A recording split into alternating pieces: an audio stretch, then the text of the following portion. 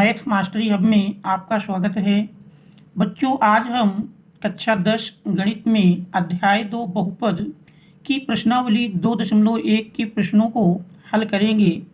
तो यदि चैनल में आप नए हैं तो चैनल को सब्सक्राइब कीजिए, वीडियो को लाइक कीजिए और अपने मित्रों को शेयर कर दीजिए ताकि आगे आने वाले सभी प्रश्नावली के हल आपको तुरंत नोटिफिकेशन के माध्यम से प्राप्त हो सके।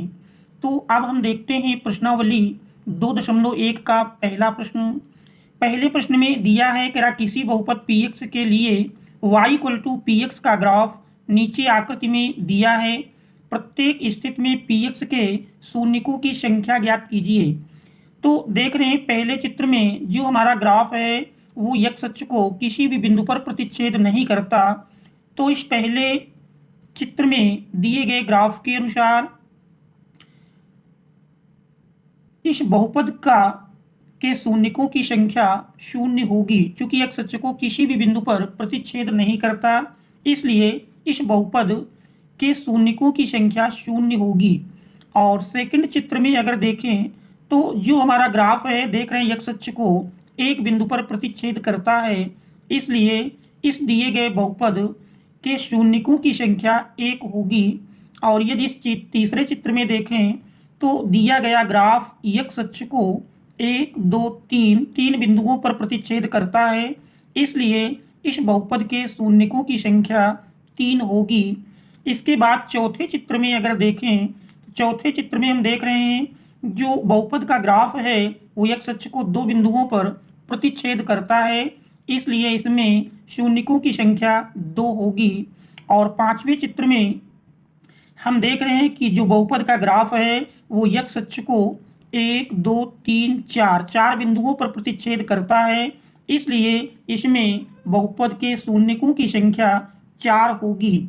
और छठे चित्र में अगर देखें तो छठे चित्र में जो ग्राफ है वो हमारा x अक्ष को 1, 2, 3 बिंदुओं पर प्रतिच्छेद करता है, इसलिए इसमें शून्यकों की संख्या 3 होगी। इसके बाद प्रश्न नंबर 2 दिया है कि दिए गए चित्र में बहुपद px का ग्राफ प्रदर्शित है, px के शून्यकों की संख्या ज्ञात कीजिए। तो देख रहे हैं दिए गए चित्र में ये बहुपद का ग्राफ दिखाया गया है और इस ग्राफ के अनुसार अब हमको बताना है कि इसमें शून्यकों की संख्या कितनी होगी।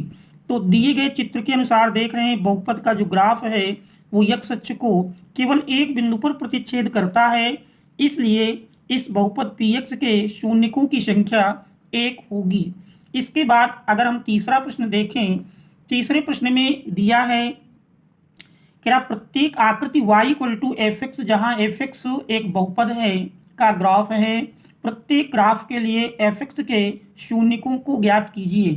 तो हम शून्य जानते हैं कि किसी भी बहुपद का ग्राफ x अक्ष को जितने बिंदुओं पर प्रतिच्छेद करेगा वही उसके शून्यकों की संख्या होगी।